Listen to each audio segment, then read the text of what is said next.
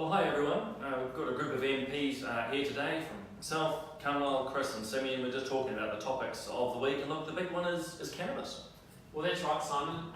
The government is going soft on drugs, and this week you will have seen that they've announced they're going to have a referendum on legalisation of cannabis for recreational purposes at the 2020 election. This is the binding referendum. The so-called binding referendum. So all we're going to have is a draft piece of legislation out prior to the election, which will then be voted on by the public. So I think they're actually pulling the wool over people's eyes with this, because they're talking about this as an amazing piece of legislation. It's a complete smokescreen.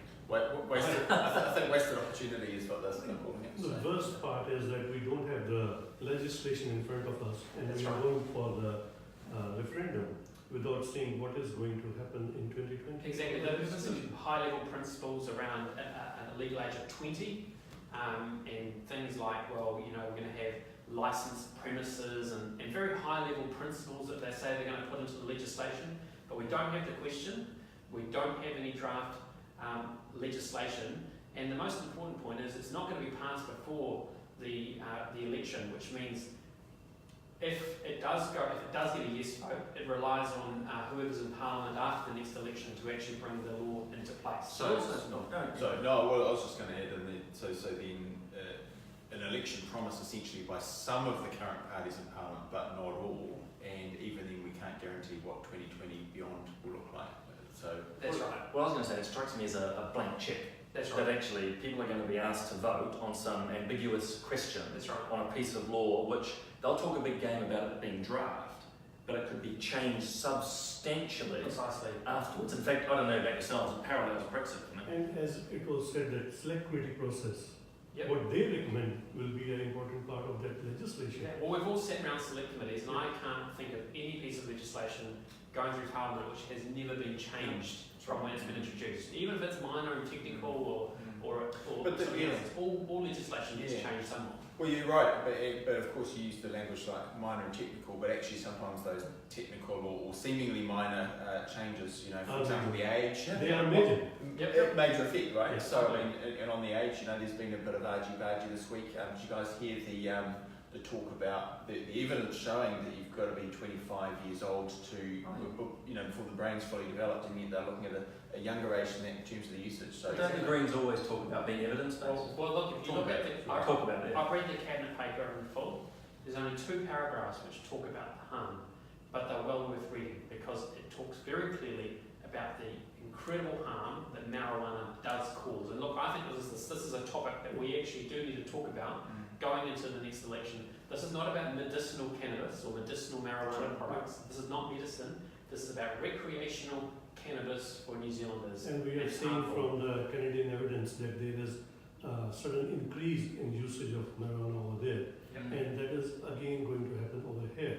Exactly. We will see the same effect over here. Oh, we had experts from Colorado recently talking about an increase, and particularly to the young people, because to pick up on one of your points, I think a lot of people conflate the medicinal and the recreational. We're talking about recreational here. And we're not just talking about smoking weed here, we're talking about highly potent concentrates in the likes of sodas and bakery products and gummy bears. That's I mean, we are talking something majorly different. I don't hear the Greens or Labour talking about that. well, the closest they get to, of course, is this business of regulation. So, we'll draw a line here so that we don't get that ill effect there. But of course, experience shows is they're sort of keen to highlight when it suits their argument that the minute you have any kind of restriction, then you've got the ability to have a black market sort of operate. That's so right. they haven't resolved that tension for me anyway. Well, if they put a 50% THC level in as a maximum, for instance, well, the black market will provide 60%.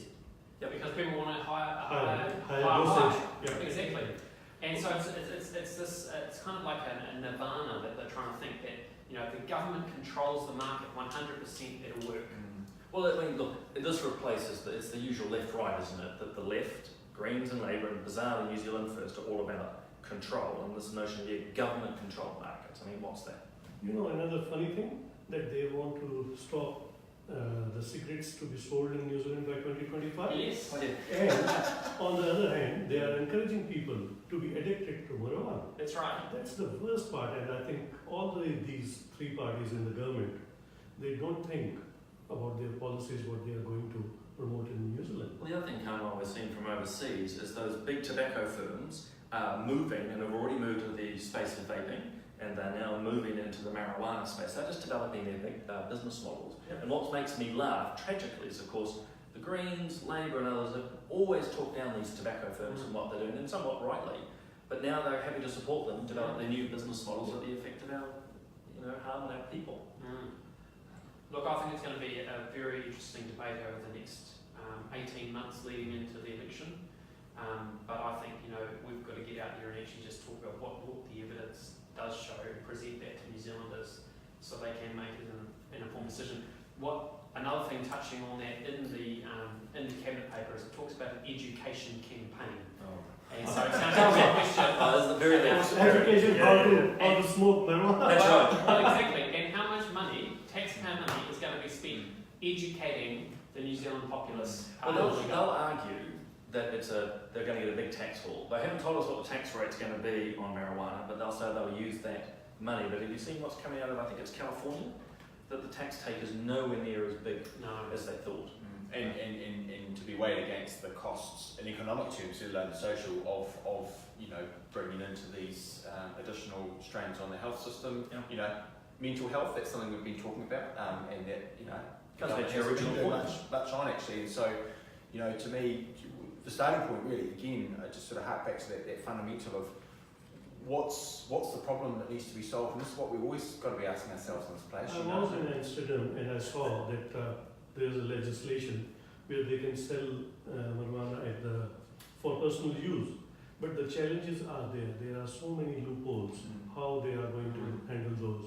So I think we are going for a dog's breakfast than anything else. That's right. In New Zealand. But I think it comes back, if I can, on the one point for me amongst all of this is so much of the Greens' argument in particular is that the current laws, the current regulations create that black market.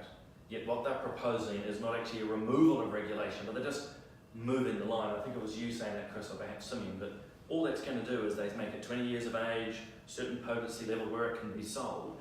Black markets will just develop around there. So in fact, it's disingenuous. That's right, right. I would say. Yeah. I agree.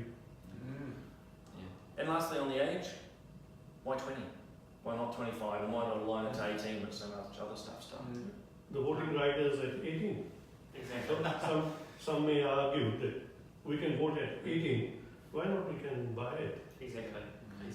Well, I mean, then you've got a mismatch of drink versus. Well, the cabinet paper says again, it says, well, the reason why 20 is because if we set it at 18, then school children might get hold of it. Oh, So if you have it at 20, school children aren't. I mean, it's so they're going to get hold of it. It's ludicrous. Somebody else will buy for it. Oh, That's exactly right. All right. Hey, look, guys, I think it was good. Obviously, there's a whole lot more that's been going on this week, and we'll have to pick it up at another time. But to those of you viewing and watching, thanks for your time. We'd really welcome your feedback. So post your comments here on Facebook, and including actually if there's other topics you want us to address. But again, thanks very much, everyone. Cheers. Thanks.